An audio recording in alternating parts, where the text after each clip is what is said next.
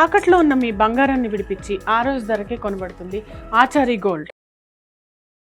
ఉమ్మడి కడప జిల్లాలో 2 జెడ్పీటీసీ స్థానాలకు ఉప ఎన్నిక జరగబోతోంది. ఈ ఉప ఎన్నిక వైఎస్ఆర్సీపీకి ప్రతిష్టాత్మకంగా మారింది. అదే సమయంలో తెలుగుదేశం పార్టీకి కూడా ప్రతిష్టాత్మకంగా మారింది. ఎందుకంటే ఈ 2 స్థానాలు వైఎస్ఆర్సీపీ స్థానాలు. అనివార్య కారణాల వల్ల అక్కడ ఉప ఎన్నిక వచ్చింది. ఇప్పుడు తెలుగుదేశం పార్టీ ఇక్కడ పోటీ చేయడానికి మల్లగుల్లాలు పడుతోంది. మరోవైపు వైఎస్ఆర్సీపీ గెలవడానికి తీవ్రంగా కృషి చేస్తోంది. ఎందుకంటే వైఎస్ఆర్సీపీ గెలవడం ఇప్పుడు చాలా అవసరం. 2 కూడా వైఎస్ఆర్సీపీ స్థానాలు. మరోవైపు అధికారంలో తెలుగుదేశం ఉంది, ప్రతిపక్షంలో వైఎస్ఆర్సీపీ ఉంది. కాబట్టి వైఎస్ఆర్సీపీ గెలవడం ద్వారా తెలుగుదేశం పార్టీకి ఆ 2 స్థానాల్లో బలం లేదని నిరూపించడానికి వైఎస్ఆర్సీపీ కొంత ఈ ఎన్నిక ఉపయోగపడుతుంది. మరోవైపు తెలుగుదేశం పార్టీ కూడా ఈ ఎన్నికల్లో గెలవాలి. ఎందుకంటే అధికారంలో ఉంది రాష్ట్రంలో. ఈ 2 ఎన్నికల్లో ఓడిపోతే ప్రజల్లోకి రాంగ్ సిగ్నల్స్ వెళ్తాయి. కడప జిల్లాలో తెలుగుదేశం పార్టీకి బలం లేదనే విషయం అర్థమవుతుంది. కాబట్టి తెలుగుదేశం పార్టీ కూడా ప్రతిష్టాత్మకంగా తీసుకుంది. కానీ పులివెందుల జెడ్పీటీసీ స్థానానికి, ఒంటిమిట్ట జెడ్పీటీసీ స్థానానికి 2 స్థానాలకు తెలుగుదేశం పార్టీ అభ్యర్థులు కరువయ్యారు. తెలుగుదేశం పార్టీ అభ్యర్థులు ముందుకు రావడం లేదు.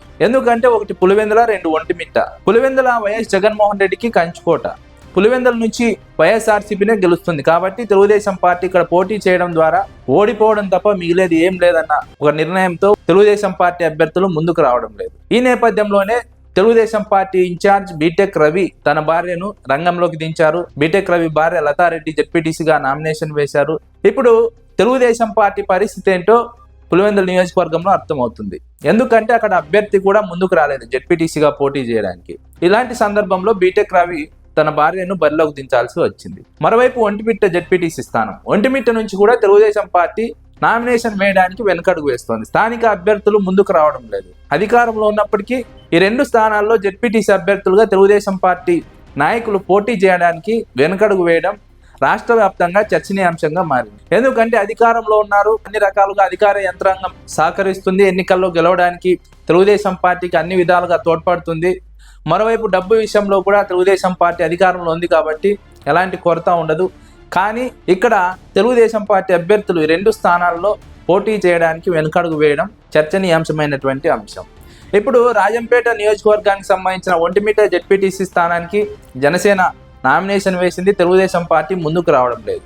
అయితే తెలుగుదేశం పార్టీ అన్నమయ్య జిల్లా ఇన్ఛార్జ్ బీసీ జనార్దన్ రెడ్డి చర్చలు జరిపారు. అయినప్పటికీ ఎవరు ముందుకు రాకపోవడం మరొక చర్చనీయాంశం.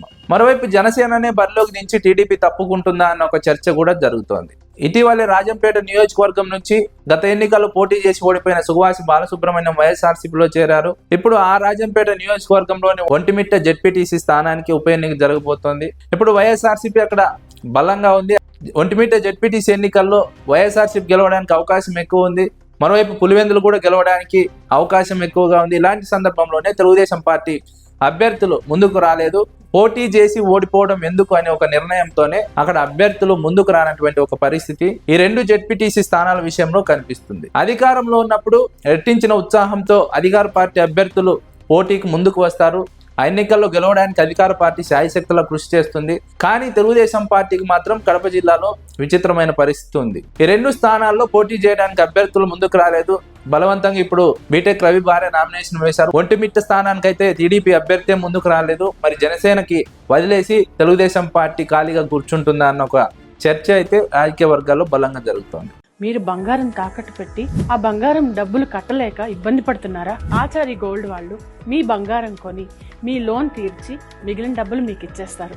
ఇంకెందుకు ఆలస్యం? ఆచారి గోల్డ్ ఈ నెంబర్స్కి కాల్ చేయండి.